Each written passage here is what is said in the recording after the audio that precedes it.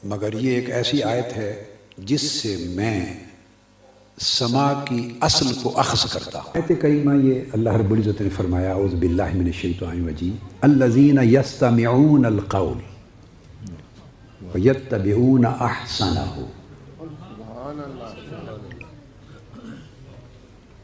وہ لوگ جو قول کو سنتے ہیں،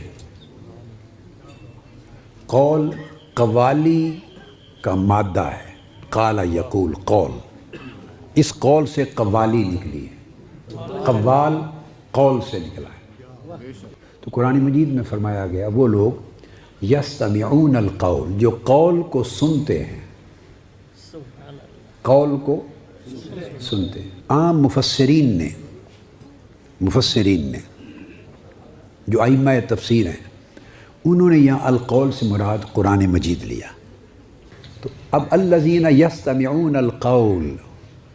اب میں وجہ بھی سمجھاتا ہوں کہ کیوں میں نے اس کو سما کی اصل بنایا، کیونکہ آگے کلمہ آیا ہے وہ لوگ جو قول کو سنتے ہیں فیتبعون احسنہ، احسنہ مضاف مضاف الیہ ہے کہ اس میں سے جو بہتر ہے اس کی پیروی کرتے ہیں۔ سبحان اللہ۔ بزرگوں کا ادب قائم ہو تو ان کی تفسیر درجہ اول میں ہو گئی، ہم تو نیچے درجے کی کر رہے ہیں تفسیر۔ میرا مبدا جو ہے دلیل میرے ہاں وہ یہ ہے کہ آگے جو فرمایا کہ قول کو سنتے ہیں، سماع کرتے ہیں قول کا، اور اس میں سے جو اس کا اچھا ہے اس کی اتباع کرتے ہیں۔ اگر میں اس سے مراد صرف قرآن لوں تو قرآن میں تو سارا ہی اچھا ہے، یہ کہ اس میں سے جو اچھا ہے وہ بات سمجھ میں نہیں آتی۔ قرآن تو الحمد سے والناس تک سارا اچھا ہے۔ احسنہ، اس میں اضافت ہے، مضاف مضاف الیہ ہے کہ اس کا جو اچھا حصہ ہے اس میں سے جو اچھا ہے اس کی پیروی کرتے ہیں۔ رب اشرح لی صدری ویسر لی امری واحلل عقدۃ من لسانی یفقہوا قولی۔ احباب سبا کار، سنا آپ نے یہ طاہر القادری صاحب قرآن کریم سے جنہوں نے یہ قوالی کو ثابت کرنے کی کوشش کی ہے۔ اس میں اختلاف ہے کہ قوالی سننا اس طرح یہ میوزک کے ساتھ جائز ہے کہ ناجائز ہے، علماء کا اس میں اختلاف ہے، لیکن کسی نے اس کو قرآن سے ثابت نہیں آج تک کیا، اور نہ ہی کسی نے آج تک یہ قرآن سے استدلال کیا ہے جس طرح قادری صاحب نے کیا ہے۔ تو ان کی یہ جو دلیل ہے آپ نے سنی ہے کہ وہ قرآن پاک کی جس دلیل سے استدلال کرتے ہیں وہ دلیل یہ پکڑتے ہیں کہ الذین یستمعون القول، کہ وہ لوگ جو قول سنتے ہیں فیتبعون احسنہ، اور ان میں سے جو اچھا ہے اس کی پیروی کرتے ہیں۔ تو قرآن پاک کی اس حصے کو انہوں نے دلیل بنایا، اور اس سے انہوں نے کہا کہ قوالی جو ہے یہ قرآن کریم سے ثابت ہے۔ قول سے مراد انہوں نے قوالی جو آپ نے سنا جس طرح انہوں نے اس کو مضاف مضاف علیہ کے کہہ کے ثابت کرنے کی کوشش کی، جبکہ اب اس پر مفسرین کے زیادہ حوالہ جات میں اس لیے بھی پیش نہیں کرنے چاہتا کیونکہ انہوں نے خود اس بات کا اعتراف کر لیا کہ عام مفسرین جو ہیں، یعنی کہ جو بڑے بڑے مفسرین ہوئے وہ ان کے نزدیک عام مفسرین ہیں، کسی نے بھی یہ معنی نہیں لیا، کسی نے بھی قرآن کریم کی اس آیت سے قوالی کو ثابت نہیں کیا، بلکہ یہ طاہر القادری صاحب اس میں واحد ہے قوالی کو ثابت کرنے والے، اور وہ اس بات کا ان کو یہ اعتراف انہوں نے کر لیا ہے، مان لی ہے۔ اب اس لیے مجھے زیادہ مفسرین کے حوالہ جات دینے کی ضرورت نہیں، کیونکہ وہ خود اس بات کو اپنی زبان سے مان چکے ہیں کہ عام مفسرین نے اس سے مراد قرآن لیا ہے، کہ اس سے مراد اللہ کا قرآن ہے۔ لیکن قادری صاحب کہتے ہیں کہ اس سے مراد اگر قرآن سارا ہو تو پھر یعنی کہ وہ ایک چھپے لفظوں میں اس سے مراد قرآن نہ ہونے کا انکار کر رہے ہیں، اور دلیل کیا دیتے ہیں کہ اگر اس سے مراد قرآن ہو تو قرآن تو سارا ہی اچھا ہے، اور اس میں کوئی شک نہیں قرآن سارا ہی اچھا ہے، قرآن میں ذرا برابر بھی شک اور شبہ اور کسی عیب ریب کی گنجائش ہی نہیں، قرآن سارا ہی اچھا ہے۔ تو پھر اس میں سے یہ کیوں کہا گیا ہے کہ وَيَتَّبِعُونَ أَحْسَنَ، کہ اس میں سے جو اچھا ہے اسی کی جو ہے نا وہ پیروی کرتے ہیں؟ تو قرآن کریم میں تو سب اچھا ہے، اس میں سے تو قادری صاحب کا استدلال یہ ہے کہ اس میں سے کچھ اچھا ہے اور کچھ اچھا نہیں ہے، تو انہوں نے اس بات کو انہوں نے قرآن پاک سے قوالی کی دلیل بنایا کہ قوالی جو پڑھتے ہیں اس میں سے کچھ اچھا ہے تو اس پر جو عمل کرتے ہیں تو یہ پوری آیت ہے کہ ان کے لیے یہ خوشخبری ہے۔ تو پوری آیت اس طرح ہے، فبشر عباد الذین یستمعون القول فیتبعون احسنہ، کہ اے محبوب یہ میرے بندوں کو خوشخبری سنا دیجئے، الذین یستمعون القول، جو قول کو سنتے ہیں، فیتبعون احسنہ، اور ان میں سے اچھے کی، احسن کی پیروی کرتے ہیں، اس پر عمل کرتے ہیں، اولئک الذین ہداہم اللہ، اور اللہ نے انہی لوگوں کو ہدایت دی ہے، وَأُولَئِكَ هُمُ أُولُو الْأَلْبَابِ، وَأُولَئِكَ هُمْ أُولُو الْأَلْبَابِ، یعنی کہ یہی لوگ اللہ رب العزت قرآن کریم میں ارشاد فرماتا ہے عقل مند ہیں، جو قول کو سنتے ہیں، ان میں سے احسن کی جو ہے پیروی کرتے ہیں، اور یہی لوگ ہدایت یافتہ ہیں اور یہی لوگ عقل مند ہیں۔ قرآن کریم میں اللہ رب العزت نے سند عطا فرما دی۔ تو اس سے مراد انہوں نے قوالی لیا کہ طاہر القادری کے استدلال کے مطابق قادری صاحب یہ کہتے ہیں کہ جو لوگ قوالی سنتے ہیں وہ اللہ رب العزت کے نزدیک ہدایت یافتہ ہیں، اور جس طرح کہ قرآن اللہ نے تو کہا یہ جو قول سنتے ہیں، اور اس سے مراد اللہ کا قرآن ہے۔ اس سے اب زیادہ مفسرین کے حوالہ جات پیش کرنے کی ضرورت نہیں ہے، تو پھر بھی میں ایک دو کے پیش کرتا ہوں کہ بڑے بڑے مفسرین نے اس سے مراد کیا لیا ہے۔ تو اس کا شان نزول بیان کرتے ہوئے تفسیر ابن عباس میں حضرت ابن عباس رضی اللہ تعالیٰ عنہ فرماتے ہیں، اب میں یہ بیان کرنے لگا ہوں کہ آیا قوالی جس کے جائز اور ناجائز ہونے میں بھی اختلاف ہے، اور جو اس کو جائز کہتے ہیں وہ بھی ان شرائط کے ساتھ جائز کہتے ہیں جو شرائط آج کل پوری نہیں ہو رہی، تو پتہ چلا کہ قوالی ناجائز ہی ناجائز ہے۔ تو یہ جو اس کی جگہ پہ قوالی کو فٹ کیا، اور قوالی کے اشعار، ہر قوالی، مجھے کوئی ایسی قوالی نہیں نظر آئی سوائے غلام فرید کی چند ایک قوالیوں کے، باقی جتنے بھی قوال ہیں جنہوں نے کفری الفاظ نہ بولے ہوں، غلط الفاظ غلام فرید نے بھی بولے، لیکن باقی ٹوٹل جتنے قوال ہیں جتنے میں نے سنے ہیں سب نے کفر بولا ہے۔ تو کفری الفاظ جو بولتے ہیں وہ ان کے نزدیک انعام یافتہ بھی ہو گئے، ہدایت یافتہ بھی ہو گئے، اور قرآن کریم کی اس آیت کے مصداق بھی ہو گئے ہیں، لا حول ولا قوت۔ تو تفسیر ابن عباس میں حضرت ابن عباس رضی اللہ تعالیٰ عنہ اسی آیت کی تفسیر، اسی آیت کا شان نزول بیان کرتے ہیں کہ حضرت ابو بکر صدیق رضی اللہ تعالیٰ عنہ جب ایمان لے کر آئے تو حضرت ابو بکر صدیق کے کہنے پر بہت سے صحابہ کرام جو مشرف با اسلام ہوئے، ان کی شان میں یہ آیت جو نا یہ آیت جو جس کو قادری صاحب نے استدلال بنایا جو میں پڑھ رہا ہوں، ان کی شان میں اتری۔ ابو بکر کی اچھی باتیں سن کر قبول اسلام کیا تو ان کے بارے میں یہ آیت اتری ہے کہ جنہوں نے ابو بکر صدیق رضی اللہ تعالیٰ عنہ کی اچھی باتیں سنی ہیں اور اس پر عمل کیا ہے، ان کی شان میں یہ قرآن کریم کی آیات اتری ہیں۔ اسی طرح یہ آگے ہے میرے پاس تفسیر بغوی۔ پہلے تفسیر ابن عباس آپ نے سنی، اور تفسیر بغوی میں فرماتے ہیں، امام بغوی فرماتے ہیں الذین یستمعون القول، قول سے مراد قرآن ہے۔ تو قادری صاحب کہتے ہیں اگر اس سے مراد قرآن ہو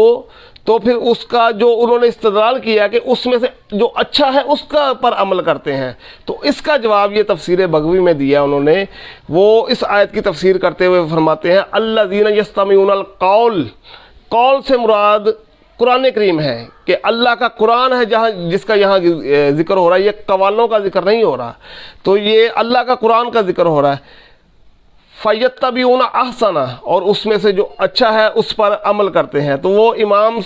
سدی رحمۃ اللہ علیہ کے حوالے سے لکھتے ہیں کہ احسن وہ ہے جس کا حکم اللہ رب العزت نے حکم دیا اور انہوں نے اس پر عمل کیا گیا، اور جو حسن کی بات ہو رہی ہے۔ اور اس کے بعد احسن یہ ہے کہ اللہ تعالیٰ نے قرآن مجید میں ظالم سے انتقام لینے اور اس کو معاف کرنے دونوں کا ذکر کیا۔ اب یہ جو اشکال پیدا کیا قادری صاحب نے کہ قرآن پاک میں تو سب اچھا ہے، ہم مانتے ہیں سب اچھا ہے، لیکن قرآن کریم میں دو طرح کے جو احکام ہیں، ایک ہے صحیح، اس پہ بھی کوئی عمل کرتا ہے قرآن پہ عمل ہو جاتا ہے، ایک ہے احسن، حسن احسن تو اس پر عمل کرتا ہے تو پھر بھی قرآن پاک پہ عمل ہو جاتا ہے. تو یہ جو کہا گیا کہ اس میں سے جو احسن ہے اس پہ عمل کرتے ہیں، اس کا مطلب یہ نہیں کہ قرآن کریم کا معاذ اللہ کچھ حصہ ہے جو اس سے مراد ہے وہ غلط ہے. یہ تو قادری صاحب بھی مانتے ہیں کہ قرآن کریم سارے کا سارا جو ہے وہ صحیح ہے، اس میں کوئی کمی کجی کوئی عیب نہیں ہے. تو اس سے مراد یہ ہے، وہ کہتے ہیں قرآن کریم میں دو طرح کے احکام ہیں کہ اگر جیسے کہ قرآن کریم میں دو طرح کے احکام انہوں نے بیان کیے کہ صحیح اور احسن، کہ کسی سے اپنا انتقام لینا تو یہ قرآن کریم کا حکم ہے، جتنی کسی نے آپ کو تکلیف دی آپ اتنا اس کا بدلہ لے سکتے ہیں، اگر معاف کر دو تو یہ وہ کہتے ہیں یہ احسن طریقہ یہ ہے. یہ امام بغوی فرما رہے ہیں کہ جو ان کو معاف کر دیتے ہیں یہ احسن پہ عمل کرتے ہیں. اسی طرح انہوں نے مثالیں دے کر پوری جو ہے نا اس آیت کی تفسیر کی ہے. فبشر عباد الذین یستمعون القول فیتبعون احسنہ، اور حسن اور صحیح میں انہوں نے یہی فرق کیا ہے کہ قرآن کریم میں دو طرح کے جو احکام نازل کیے گئے ہیں اور اس میں سے جو احسن ہے اس پر جو عمل کرتے ہیں اللہ رب العزت نے ان کی شان میں یہ قرآن کریم کی آیت کو نازل فرمایا ہے. اچھا، یہ تھی تفسیر بغوی. اسی طرح اب ہے میرے پاس تفسیر ابن جریر. اس میں اس کا بھی شان نزول بیان کرتے ہوئے فرماتے ہیں کہ حضرت ابن عباس رضی اللہ تعالیٰ عنہ سے روایت ہے، انہوں نے فرمایا کہ جب حضرت ابو بکر صدیق ایمان لے آئے اور آپ کے پاس حضرت عثمان، حضرت عبد الرحمن بن عوف، حضرت طلحہ، حضرت زبیر، حضرت سعد بن ابی وقاص اور حضرت سعید بن زید رضی اللہ تعالیٰ عنہ آئے اور ان سے ان کے متعلق احوال جو ہے نا پوچھا تو انہوں نے اپنے ایمان کی خبر دی، تو یہ حضرات بھی حضرت ابو بکر صدیق کی باتیں سن کر ایمان لے آئے. تو ان کے حق میں یہ آیت نازل ہوئی. امام ابن جریر فرماتے ہیں فبشر عبادی، کہ یہ اللہ تعالیٰ فرماتا ہے میرے ان بندوں کو خوشخبری سنا دو. کن لوگوں کو؟ جو حضرت ابو بکر صدیق کی باتیں سن کر ایمان لے آئے ہیں. یہ تفسیر ابن جریر ہے. یہ حضرت ابو بکر صدیق کی باتیں سن کر، یعنی کہ اس سے مراد ایک تو ہے قرآن. اگر قرآن سے ہٹ کر کسی نے معنی کیا ہے جیسے کہ حضرت ابو بکر صدیق کا قول، تو ان کی جو اچھی باتیں ہیں ان کی اچھی باتیں سن کر صحابہ مشرف با اسلام ہوئے، تو قول دونوں طرح کے آگے. یا اس سے مراد قرآن ہے تو قرآن تو سارا ہی اچھا ہے، لیکن اس میں سے جو احسن ہے اس پر عمل کرتے ہیں وہ قرآن کریم کی وہ میں نے تفسیر آپ کے سامنے بیان کر دی. اسی طرح امام ابن جریر کہتے ہیں کہ حضرت ابو بکر صدیق کے کہنے پر بہت سارے صحابہ کرام جو مشرف با اسلام ہوئے، تو حضرت ابو بکر صدیق کا قول سن کر ان کی باتوں، ان کی جو اچھی باتیں ہیں، یہ اچھی باتیں تھیں حضرت ابو بکر صدیق کی، تو وہ مشرف با اسلام ہوئے، وہ عشرہ مبشرہ ہوئے اور اسلام دارہ اسلام میں داخل ہوئے. تو ان کی شان میں یہ آیت اللہ رب العزت نازل فرمائی ہے. تو یہ کسی قوال کی شان میں نہیں نازل فرمائی بلکہ حضرت ابو بکر صدیق کی شان میں، جو ان کی باتیں سن کر ایمان لے کے آئے ان کی شان میں یہ آیت کریمہ نازل ہوئی. اسی طرح تفسیر جلالین میں امام جلال الدین سیوطی وہ بھی اسی طرح حضرت ابن عباس سے روایت کرتے ہیں کہ یہ آیت ان لوگوں کے بارے میں نازل ہوئی ہے جو حضرت ابو بکر صدیق کی باتیں سن کر ایمان لے آئے. انہوں نے وہی نام جو پہلے میں نے پڑھے، حضرت عثمان، عبد الرحمن بن عوف، سعد بن ابی وقاص، سعید بن زید، یعنی کہ وہ سارے نام ادھر بھی تفسیر جلالین میں بھی لکھا ہے. اسی طرح تفسیر قرطبی میں بھی اسی طرح لکھا ہے، تفسیر ابن کثیر میں بھی اسی طرح لکھا ہے کہ اس کا شان نزول جو لکھا ہے وہ یہ ہے کہ ابو بکر صدیق کے کہنے پر، ابو بکر صدیق کی یہ باتیں سن کر جو صحابہ کرام ایمان لے کر آئے تو اللہ رب العزت ارشاد فرماتا ہے کہ میرے ان بندوں کو خوشخبری سنا دو. یہ بندے جو ہیں ان کو فبشر عباد الذین یستمعون القول فیتبعون احسنہ، ان کو خوشخبری سنا دو.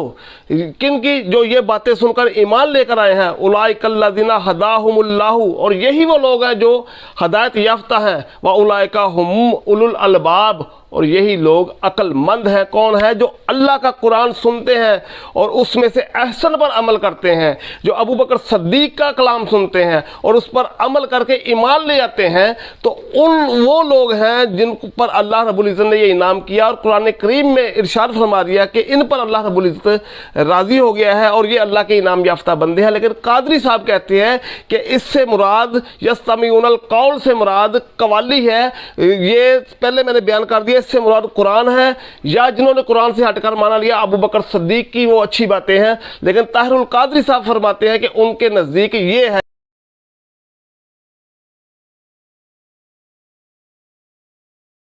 ताहिरुल कादरी साहब,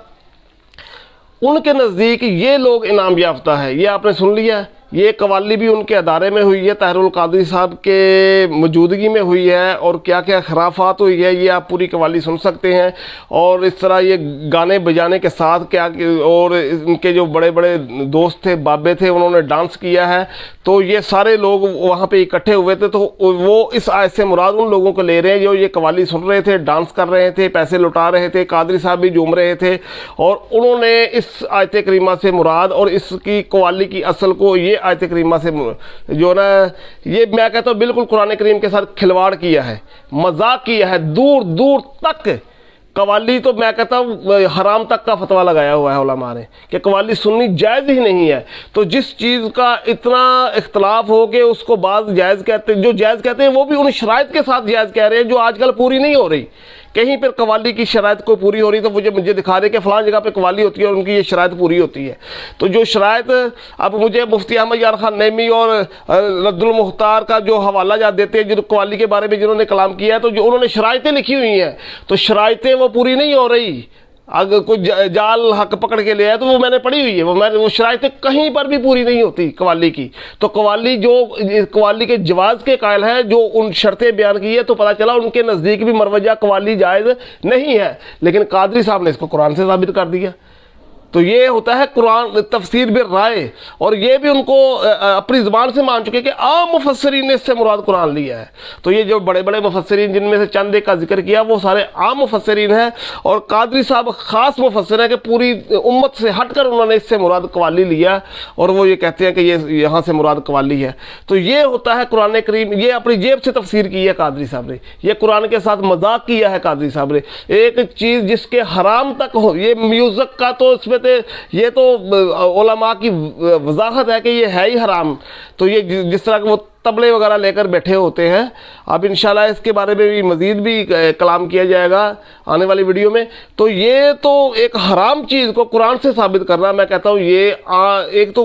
होता ना कि लो जी कवाली सुन रहा है तो वो अपनी दिल की वजह से उसे अच्छी लगती है तो कवाली सुनता है, लेकिन वो उसको कुरान से साबित नहीं करता, लेकिन वो अपने इस बुरे फेल को अल्लाह के कुरान की तरफ निस्बत करे, ये ज़्यादा बुरा होता है कि मैं तो जो कर रहा हूँ वो तो कुरान से साबित है। तो कुरान से इस तरह का इस्तदलाल करना ये ज़्यादा बुरा होता है, लोगों को गुमराह करना होता है। तो आगे जितने बैठे हैं, जब जिस वक्त उसने कहा कि